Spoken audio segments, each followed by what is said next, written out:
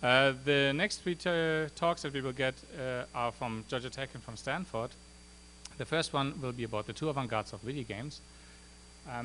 That is presented by J. David Porta and Brian Schrank. They are both a very good example of the continuity of the work on digital media that we do in Georgia Tech.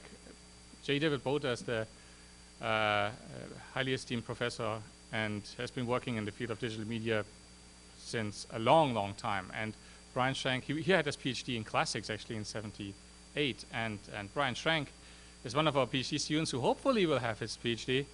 Upcoming this or next year. So they're like a good example of how this relationship can develop and how can it lead to hopefully interesting talks.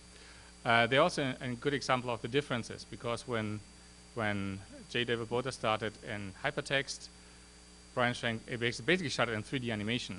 And both of the works come together in what they're doing at the moment. And please welcome with me J. David Porta and Brian Schrank. Thank you, Michael. Thank you.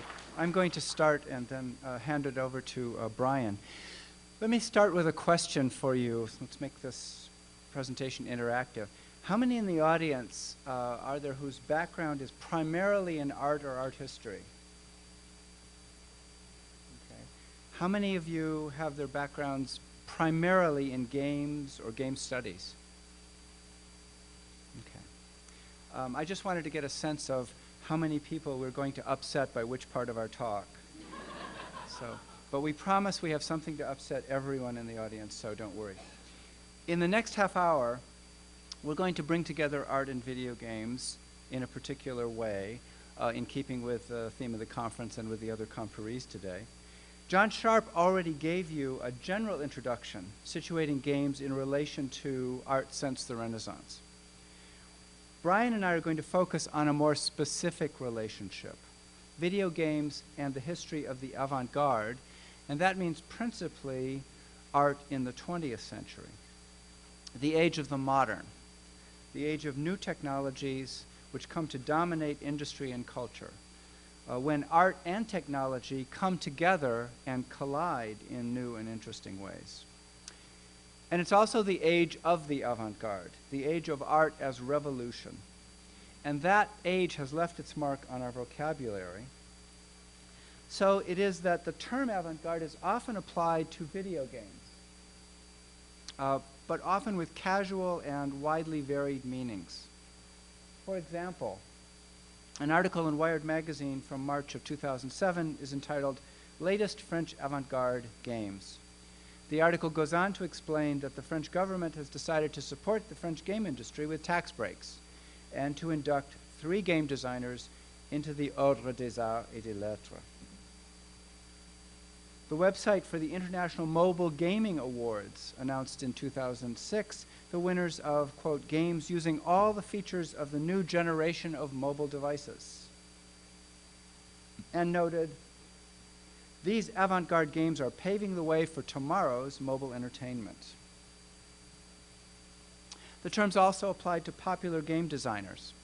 In this article from Gamasutra, Our Games Art, Brian Ocala notes that Peter Molyneux is no stranger to avant-garde games. It's certainly an apt description of some of his creations like Populous and Black and White.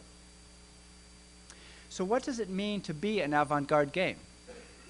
Does it mean that you're new? Does it mean that you're cool? Does it mean that you're economically important? We think that avant-garde games should mean something more than that, but the question is what? So here's our candidate for an avant-garde game that will not necessarily pave the way for tomorrow's mobile entertainment.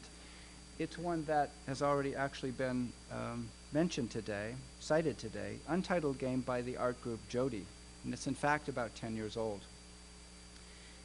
As we know, this is a collection of game modifications using the Quake game engine. Jesper Juhl, who is the one who cited this game earlier today, thinks that it does not represent the proper balance between gameness and art, but it's exactly what he condemns in this work that makes us interested in choosing it as an example. And that is that the original Quake game was a first-person shooter you ran through tunnels shooting demons. Jody gives us a very different game experience, as you can see. An experience in which the graphics have been radically altered and pared down.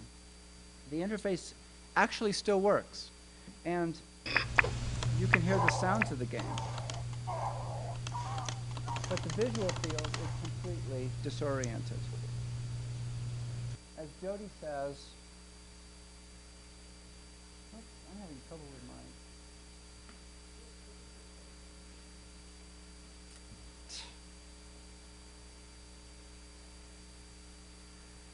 As Jody says, the purpose of this game is to erase the story and the figurative sight of the games.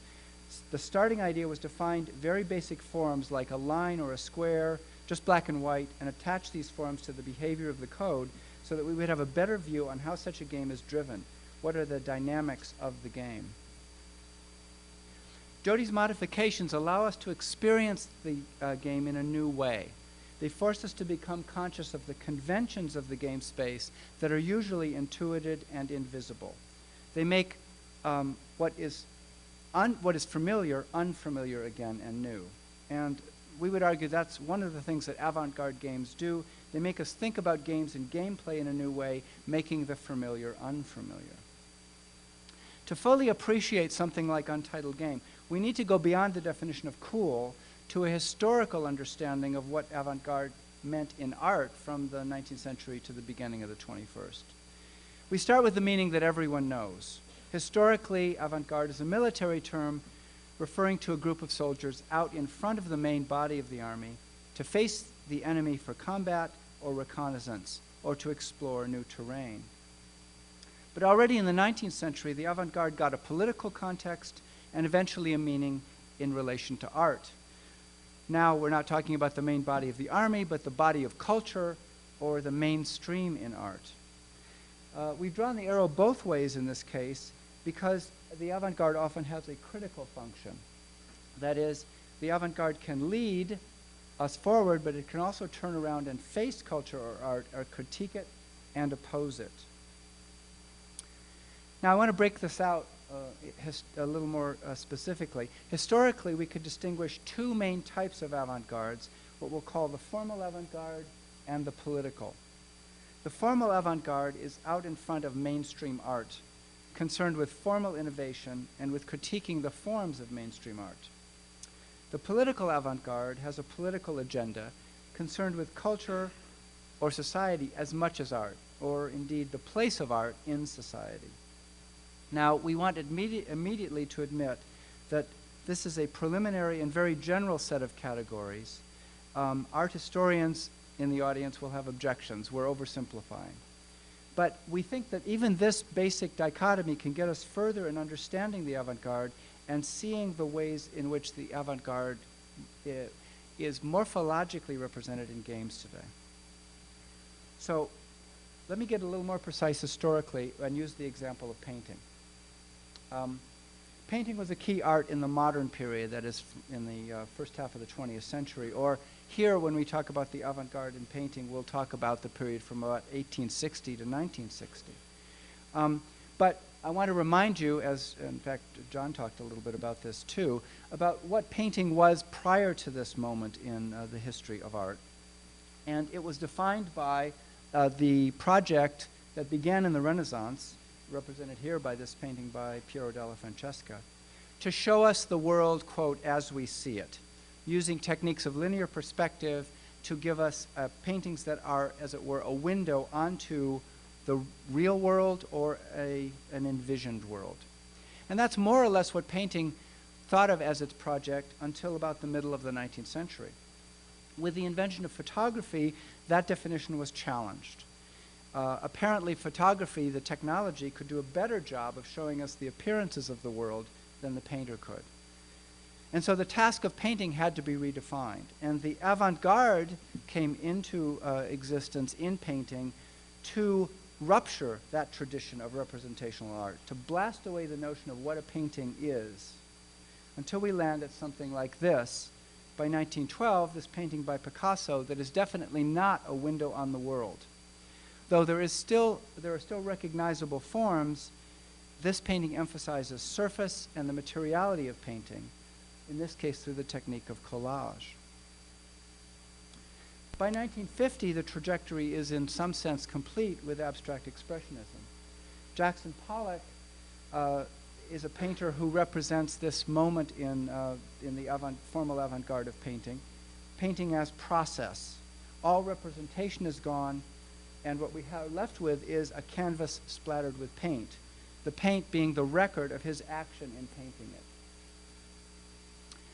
Jesper reminded us of the modernist art critic Clement Greenberg, and it was Greenberg who gave critical expression to this notion, this historicist notion of the formal avant-garde in painting, and argued that the essential property of painting, that our painters are supposed to be pursuing, was the property that was unique to painting, namely the condition of flatness, the flatness of the canvas and the presence of paint on it.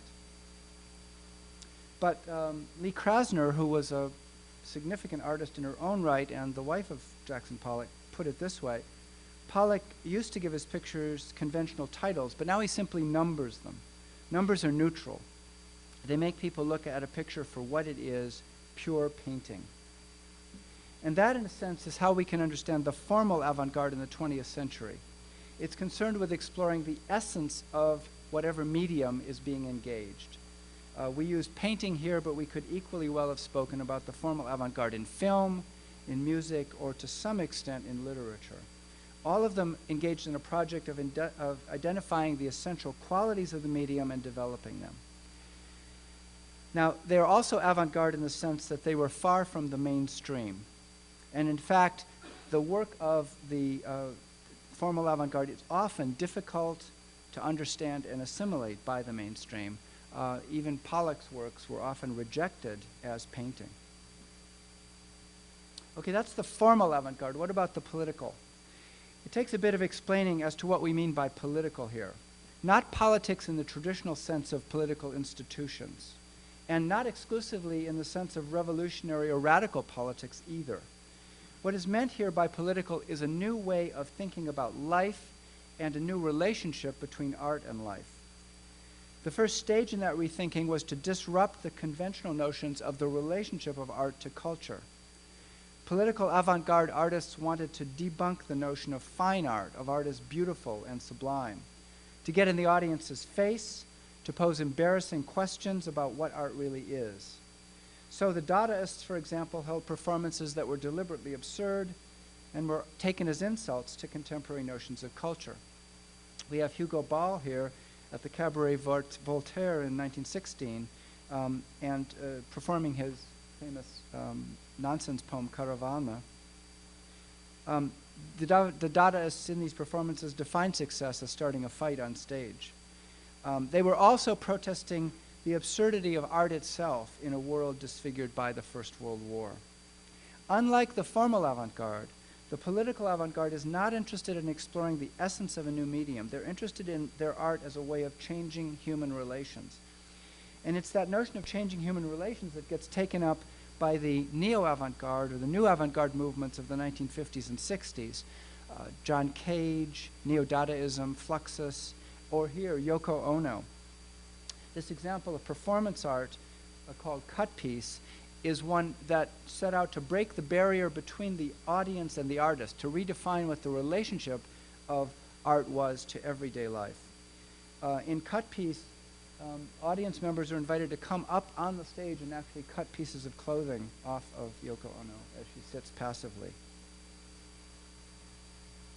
So there are our two avant-gardes, formal and political. Two kinds of artistic movements that marked the 20th century. And obviously, we've made a simple dichotomy where the actual situation is more complicated. There are many artists who would fall somewhere on the spectrum between political and formal. There are many ways in which the political and formal are imbricated.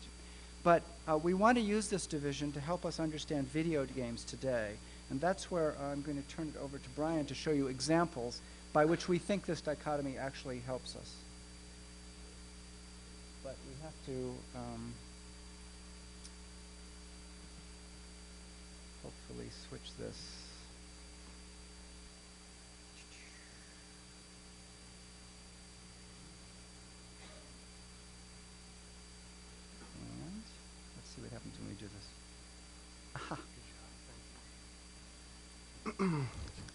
All right, so Jay has taken us through a description of the formal and political avant-garde, leaving us off in the 1970s when video games begin their popular ascent. It's worthwhile to take a step back and acknowledge that there's already formal and political approaches to video games that are familiar to us. So the idea that video games are essentially this continuation of this ancient practice of playing games is one idea of essences, which Jesper Juhl was talking about earlier. And he also mentioned the idea of procedurality and immersion. These are formal, this is a formal argument that the avant-garde actually popularized, namely Greenberg. And that's sort of the first punch. Okay, we have essences we want to advance. The counterpunch is we better interrogate the hell out of these essences. It's okay to break the medium. Nothing we can do to it will kill it. Everything we do will only make it stronger. And so formal artists debate and through their work what they think the formal essence is. Greenberg said flatness. Later people said it's opticality, and later Rosalind Krauss said it's actually entirely social conventions. The materiality of painting never even made a dent. It was always about the society, about painting. So the political approaches to games are perhaps more in tune with what the avant-garde really was trying to do with politics. So the idea that games can change our social landscape is becoming more mainstream. And the idea that games are already inherently political because they're imbricated in a social, economic system that has rules that we might not want to play or abide by. So we get griefers. So here's a way we can frame our understanding of the political and formal approaches to games. Can we see that? Magic circle. So we can examine games formally by looking at how they treat flow.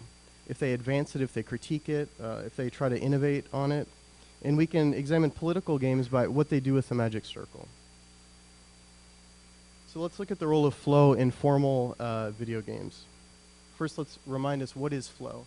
It's a concept that was popularized by Mihai Csikszentmihalyi, especially in his book, Flow, The Psychology of Optimal Experience. And here's his description. Flow is the sense that one's skills are adequate to cope with the challenges at hand in a goal-directed, rule-bound action system that provides clear clues as to how one is performing. Concentration is so intense that there is no attention left over to think about anything irrelevant or to worry about problems. Self-consciousness disappears. And it's so much like a game that he actually acknowledges culture is a big game, and we need to design our culture to function more properly as a good, well-designed game that fosters flow in its citizens. So many successful game designers and theorists, from Noah Falstein to Jesse Schell, have picked up on flow and see it as a key tool in designing good games. For example, as a grad student studying games at Carnegie Mellon, we always debated what the flow line actually looked like. What does failure mean? What does success mean when you're riding the flow? Because it's okay to be a little anxious or a little bored, but how much is too much? We never really asked that question. We always were trying to keep people within the flow channel. It didn't really occur to us to question the assumption that flow should be the ideal of video games. So related concepts, especially the overgeneral term fun, are often used in a very similar way, serving as a design ideal that we should expect as players and deliver as designers. So Renaissance perspective is like optimal gameplay flow. What does this mean? Jay showed us a painting by Piero della Francesca that is strongly structured according to the rules of linear perspective. That's the image on the left. A virtual window. It is seamless, transparent, a continuation of the viewer's world. The other image is of the new Super Mario Brothers game, which is strongly structured according to the rules of flow. And frankly, it's a really fun game.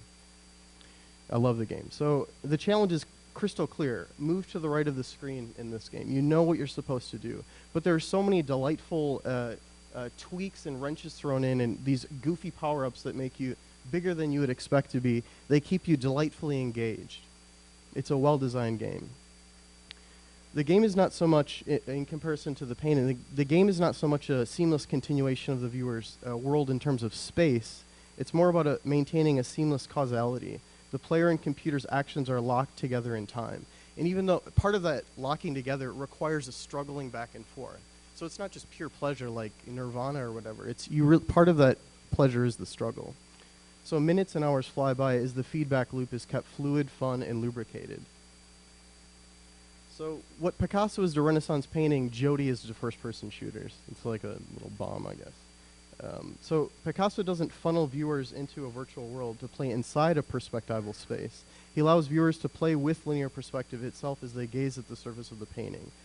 He doesn't advance the rules of perspective, he rewrites them. So let's just watch a bit of the video again. So this is the level Slipgate from Untitled Game. And actually watch what's happening. The colors are wrong because I did a video capture. So that cube is supposed to be blue, for example. The lattices are supposed to be white. So that's my fault. But the conventions are there. Jodi doesn't wall players inside the flow channel to experience a world in which their actions fit perfectly. They allow players to play with flow itself. FPS conventions such as the virtual dungeon space and ferocious enemies are still there, but they are half abstracted. The dungeon walls are only half work. The collision geometry is not in the same place as the visual geometry. So you're skirting in and out of the visual to ultimately hit the collision geometry. You're realizing, why do we always couple graphical representation with physical representation? We can decouple them and have, frankly, just more formally experimental games to learn what the medium really can do. So a barking dog is somehow a colorful cube. When the player collides with an invisible trigger in space, you can see the programmed reaction of that cube pacing to turn and suddenly attack you. It's like naked code. Like you kind of see the mark of the designer's decision to make it do the specific thing. It's an uncanny feeling. Jodi doesn't advance the rules of flow, they rewrite them. So here's a visualization of the experience of playing Untitled Game. You begin, you're a little bit disoriented, you're a little bit anxious, and as you acclimate yourself to the graphical mess, you suddenly realize there's actually really little to do. It's an inhuman game. It isn't designed for you, it seems. So you're bored if you keep working through it, but as you tinker around, walking, shooting, looking, exploring, you realize that there is a game in there. There's like a ruin of a game. It's your job to reconstruct it as such and play it. You kind of become a game designer yourself. So you have to do extra work to recoup it. And you realize that it's an oddly playable game eventually, and then suddenly you're thrust back into anxiety as you really are dedicated to trying to play this game. So what the player has been doing the entire time is attempting to reconstruct the walls of the flow channel that Jodi removed. The removal is literal in the fact that Jodi created Untitled Game by removing large chunks of code from the Quake game engine. The result forces people to play with the flow, just trying to understand what flow means from looking at it from the inside and from the outside and slipping in and out of it, way in and out of it, than they do if they were to play just in the flow. It's worthwhile to quickly contrast Untitled Game to a mainstream game that simply really plays with your mind in a fun, flowing way. Another excellently designed game. Portal. So spatial continuity and physical forces and the narrative itself, the game tells you lies about what's real and important in the game. All of these are twisted in an exquisitely designed, witty, mind-bending puzzle. It is expected that the game will play tricks on you, but also that the tricks are solvable. Untitled Game is not about the solutions, but the tricks themselves, about exploring the qualities of those tricks of collision, enemy logic, ballistic logic, health meters, power-ups, and so on. It is not less of a game than Portal. If anything, it is more of a game because it allows players to investigate the underside of flow, the buried, intuited structures that make flow possible. So let's look at another formalist game before moving on to some political works. Jeff Minter is the founder of Llamasoft. He's known in the game community for his absurdist psychedelic games he's been making since the early 80s. So let's look at Space Draft for the Xbox 360 and PC.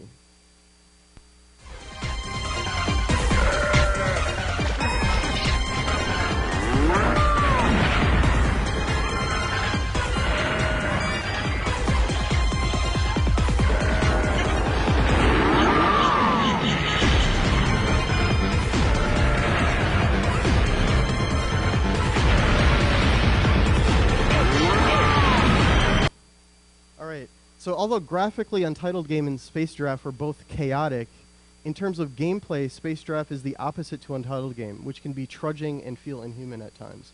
Playing Space Giraffe, you can't help but be propelled forward, but how you're doing it remains a mystery.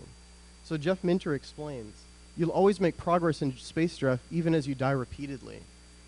So the game is flowing, it's really overflowing in a way, and it kind of splits you as a player. You're really looking at the surface in one way, but you're also trying to figure out what's going on in another. So you feel split. It's over intense, but it's also under intense, and it's hard to actually get a bearing on this odd, anxious, bored feeling you might be fostering. So it is worth noting that Space Giraffe, like Untitled Game, is in dialogue with the mainstream game industry's fixation on graphics and logical Cartesian space.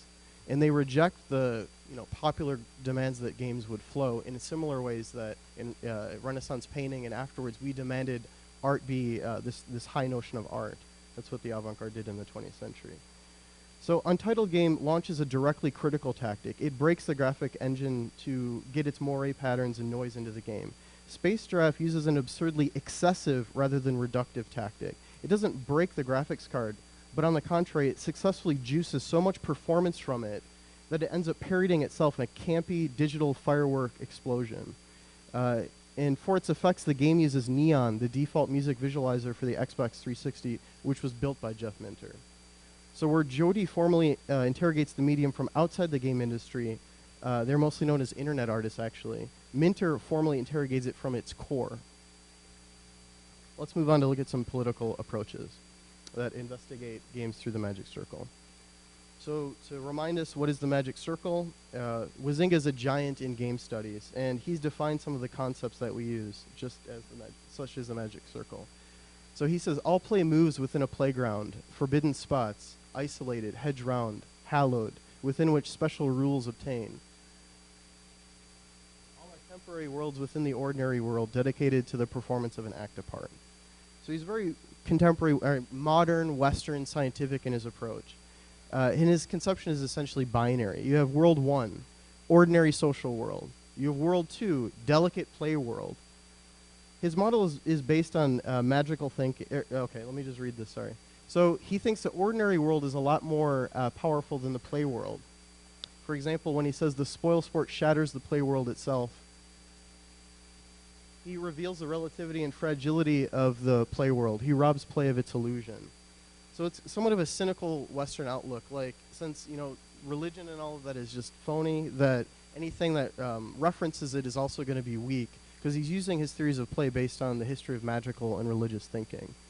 So the avant-garde denies this binary formulation, as do pre-modern cultures. So the avant-garde is picking up on the pre-modern. There's evidence of this everywhere, from the fixation on African and primitive art to this colonial appropriation of what we feel is more vital, and so on. So if we allow Huizinga to say that play worlds are indeed delicate, we must then introduce a third world that is, sacred, real, or dangerous.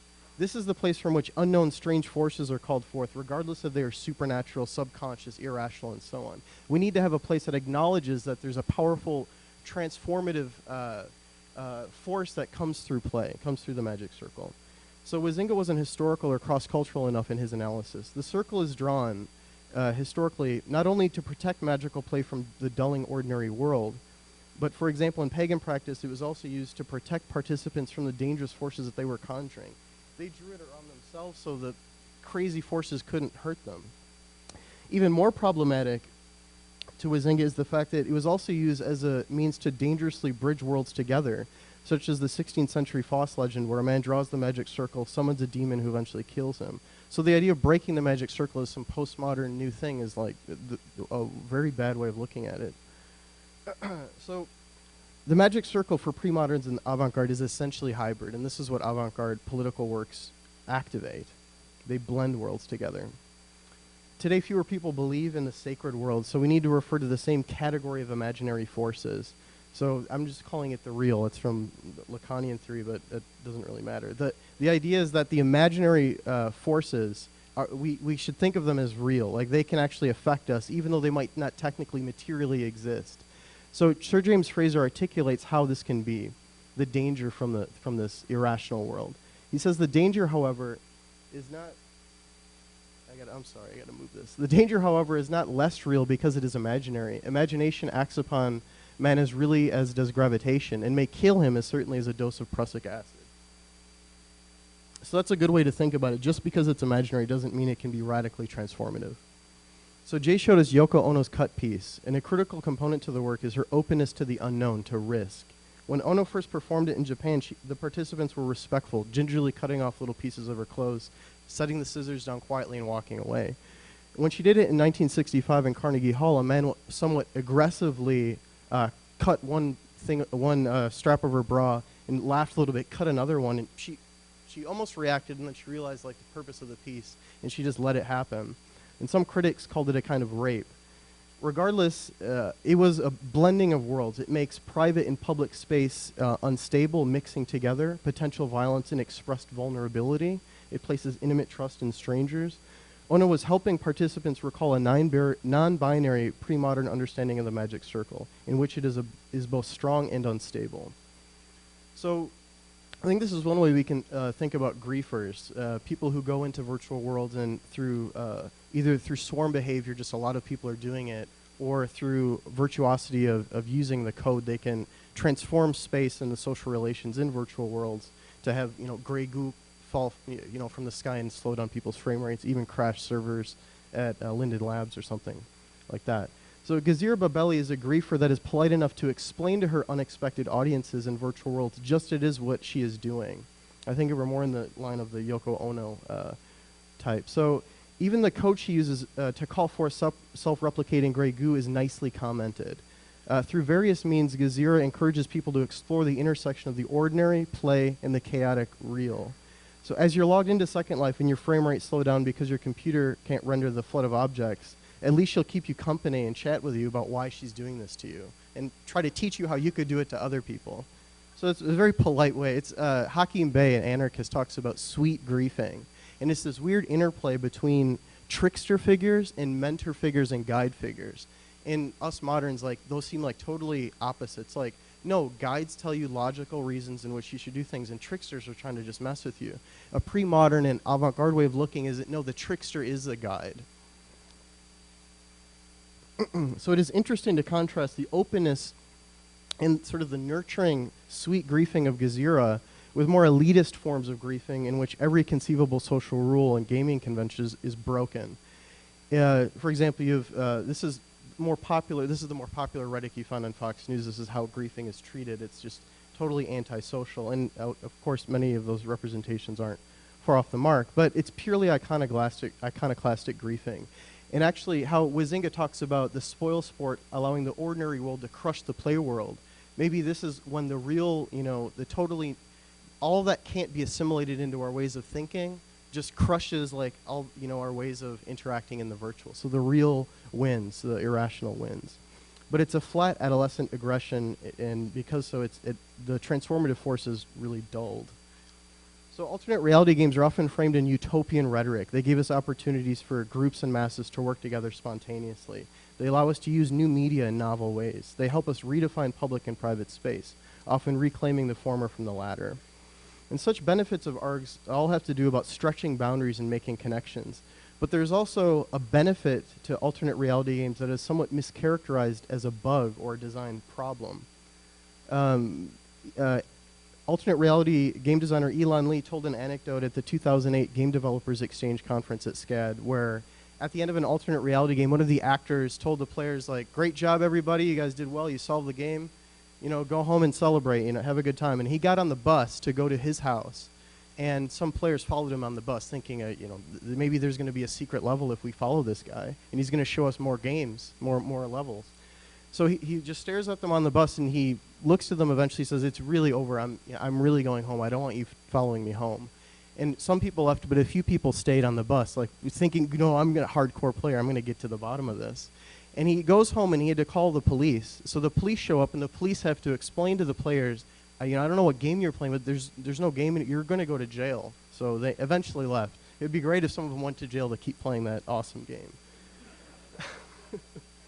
So a game that could be called a reality game rather than an alternate reality game is Border Crossing. It's a game where you go online and you find maps in which you can illegally cross national boundaries. It's mostly about Europe. It would be wonderful to do for the United States and Mexico.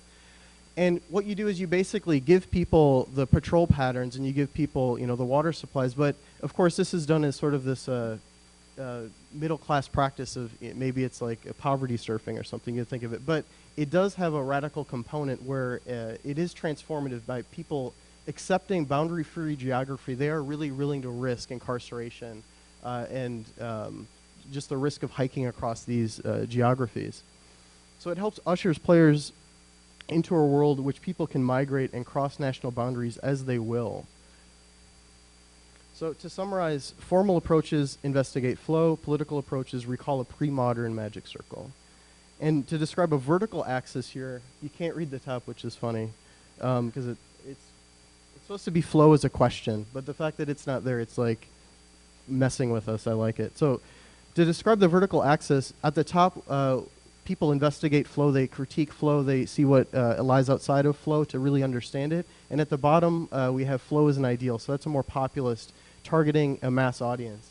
And if you are expecting people to play, games that are not only difficult, but that are difficult in a meta way, like they're difficult just to frame how you're supposed to play them in the first place. Like Untitled game, you're going to be, it's either going to take a really specialist game audience or an art audience that understands some of the histories of art. So we could place Untitled game at the top, Super Mario Brothers at the bottom. And on the left, we can think of the magic circle. When it becomes a populist type of thing, it's more about transformation. And when it's at the top, it's more about resistance and negation. So a way to visualize the entire field would be something like this. So you have griefing and Jody at the top, somewhat of an elitist practice. And you have alternate reality games and like New Super Mario Brothers at the bottom, more of a populist practice. And then you have border crossing, which seems to be a mix of both. I mean, you need to have a computer. I don't imagine Mexican illegals would be using this game.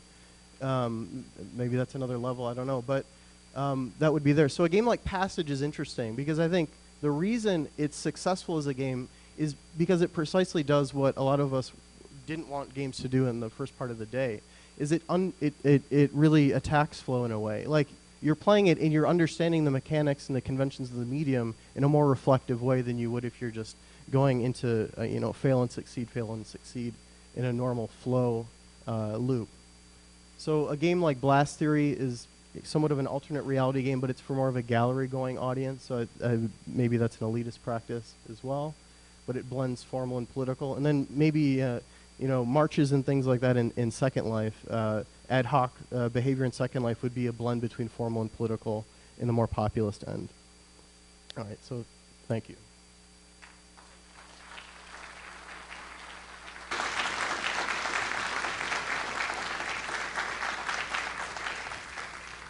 So we have time for maybe 10 minutes questions. Oh, I should leave it on. Yeah, there was a game in the mid-'90s. It was a racing game, and you might have heard it's called Big Rig Racer. And it's really interesting because the controls are terrible, and you can drive through houses. There's no hit collision. When you come to a bridge or a chasm, you just sail over. You don't fall or anything like that. And it was kind of interesting as you're talking about the Jody thing, and you can do YouTube videos of it.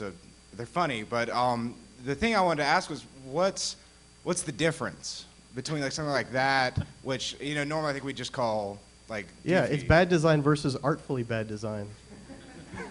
So I mean, if you just don't know what you're doing, I mean, this is the debate that Jay and I often have is a lot of contemporary viewers go and look at a Pollock painting. They say my child could do that, and how close is that to the mark? So we often are we want to look to the auteur as a person of authority that can tell us since this person is important, their work must be important. And it's hard when we actually have to formally evaluate work based on its own criteria. So if you're looking at a child's painting and you really are dedicated yourself to examining it the way that Jody was examined, maybe you would come up with these interesting, wonderful tropes. And so maybe the whole elitist thing should be thrown out. And bad design should be just sit right next to artfully bad design. As Brian alluded to, he and I have discussions about this. One of the things that I like to emphasize or like to think about is the notion of communities of practice. So it seems to me that it matters what community or communities of practice you're actually engaging. If you're Marcel Duchamp and you put a urinal in the museum, it's not simply the fact that it's a urinal, it's a fact that it's in the context of the expectations of art, because Marcel Duchamp is an artist, right? And he's in dialogue with a community of artists. Likewise, in the game community, if you're in dialogue with the game community, if you're a game designer, if you're a gamer, what you're doing has a different valence and can have a different significance. We were talking earlier about how you make meaning. Meaning is not absolute. It is meaning relative to communities of practice, I think. And so for example, if I designed a game, it would certainly be as bad as Jody's, right? But it wouldn't have the same valence. It wouldn't have the same meaning because it's not in dialogue in the same way. So on the formal side, Jody, at least at a technical level, seems like Quake with a different render layer, and Space Giraffe very much seems like Tempest with a different rendering layer. So I'm wondering if, other than Passage, if you can share an example of something else we can use to understand space besides working game plus broken rendering. I have a good example. So Arcadia, there's two games, Arcadia and Arcadia Remix. It was made by Game Lab. Okay. And the first game they took offline because I think they were embarrassed by it because it was too awkward to play. The second game is easier to play.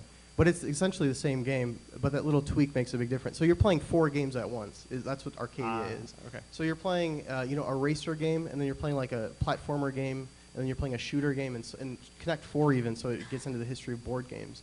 So playing that game while you're flipping back and forth, trying to remember, Connect 4, what are the conventions? All right, I got to hit 3 in a row and then 4 in a row, and then you got to click back to jumper. And the conventions, like, they hit each other like a head-on collision, and you realize, like, the valence of when you're in the mood of playing Connect 4 is totally different from platformers. And when those mindsets collide, you reveal something, in the debris of like what associations you have with platformers. You think, why do I still think of, these old Atari games when I think of platformers? I played Ratchet and Clank, but you associate these. So that would be an example of that. The new Arcadia Remix, instead of playing 4 screens at once, it starts with 1 and then 2. So you should email them, complain, and say, put the damn original on. That was a good game. Thank you. With games, especially with the flow, there's often character skill progression. In this case, the avatar. Good example would be Metroid Prime.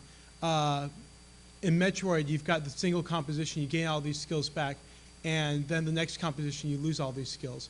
Those are 2 separate compositions. How can you go backwards in skill within a single composition? Is that like removing a strategy or something like that? Or how? I'm referring to like your graphs where you just kind of regress. Okay. The separate flow. I see. The flow is a psychological state. So it's the problem with actually using it in this way is it's a relative state. So you put a 2-year-old in front of these things, it's like it doesn't even understand what the hell's going on. Its flow chart is totally unrelated. You put someone who's an expert in games, and maybe Space Giraffe is really boring because they can just beat it without even looking. So the ups and downs, is this answering your question or no? Well, you're regressing in skill on some of your graphs, so. Yeah, okay. So maybe you're forgetting and you're becoming annoyed to the point where it's like when you're flustered and you can't speak or you can't do it, maybe that's what that means. A lot of that is more of a gestural line. I'm just trying to just representation. evoke, some whatever representational. Fair enough, thank you. So I guess not to go too much into the evaluation of the oeuvre of Jody, but still, so first of all, I thought, I'm not sure about saying that formal avant-garde games are about flow. I think that seems a little, reductive. I suppose that there are a million different things. It's a way to approach. It's a way to approach it. Yeah, but then secondly, I think there's something beautiful about those 2 Jody games we talked about, obviously. But I also think that perhaps they spend too much energy blocking off the player from actually engaging with the game to say interrogate flow in any way, because there's no chance that anybody would ever approach a flow state in these games, right? Because there's so much energy has been spent on making sure you can't figure out what's going on. So it does seem that. So I guess that would be my criticism of those games, right? That they don't actually get anywhere sort of relating to anything about game conventions because you don't actually get that far. For example, there's a dog that's barking, but it's a cube. It's not a dog anymore. Yeah. So you're looking at this highly abstracted representation sure. of aggression. Yeah. And looking at that, it's an unfamiliar way of presenting aggression, which is usually coded. Yeah. And I would say that it's really less important. I mean, at some level it's important, obviously, to decide whether Jody does or does not succeed in disrupting the formal conventions in a way that's interesting. That would be, one argues over whether a particular Jackson Pollock painting, in fact, achieves the goal of painting as action. So I think the larger question is rather seeing that Jody is in that space. In other words, that there are games that are trying to interrogate the conventions of play, by disrupting them. And then the question is, do they do that successfully or not? But we think that it's important to see that as a quality or characteristic of avant-garde games. Let me say one more thing. We don't have the language. Like it took a generation, multiple generations, for a formal conversation of painting even to arise. So, I mean, this could be hundreds of years before we know what the hell's going we on. certainly have the language to talk about what it is Jody does, or what Passage does, or something like that. So, yeah, thanks for a very provocative talk. Jay, I'm a really big fan of remediation, so it's great to hear you speak. I just continuing on the same topic about Jody.org and whether or not it provides the player or participant or viewer with this sort of, as you say, a kind of matrix moment where the code is revealed as the moment of critical self-consciousness where the game is sort of commenting on my typical experience with games. I think what's interesting about all games, or that games with which players engage deeply, to think about Frank's talk before lunch, is that in a sense, games as an activity, as a cultural activity, are unique, because to play a game deeply is actually to move towards that kind of matrix moment where I think, as Frank said during the replay online conversations many years ago, that the surface falls away from a game as you play it more and more deeply, and that what you're engaging with more and more closely resembles what the creators of the game deal with in terms of having to retro-engineer the formal relationships among those elements. Now, whether that is engendering a critical consciousness or simply engaging with the nooks and crannies of an exploitable system in order to be more competitive in it is an interesting question. But I think to me, there's an interesting idea that a Jody.org game is sort of browsable. We can kind of get the experience from showing a video because it references a more, it references the experience of a 3D shooter. But I think that to me, it's a really interesting question about whether this idea of games that sort of deconstruct or call critical attention to our experience of playing them in a sort of browsable sense, like Jody.org or kind of even Passage, or whether there's a sort of notion of deeply engaging with the play of a game over days, months, and years, and whether that is somehow a different approach to gaining the special kind of experience that only games can provide, which I realize is an essentialist way to end my Yeah, I agree, and I don't think it's mutually exclusive. I think games, as they are, you play them and you reflect on them, and they can change your way of thinking easily.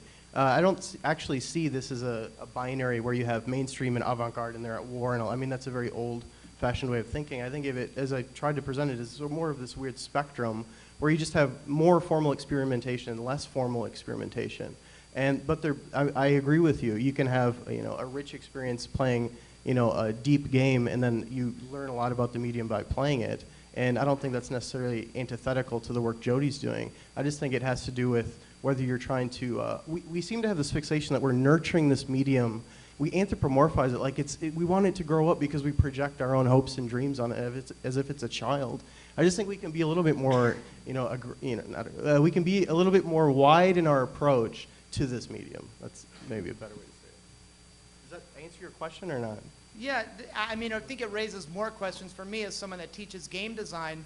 I'm very interested in inculcating good craft, which then maybe is broken.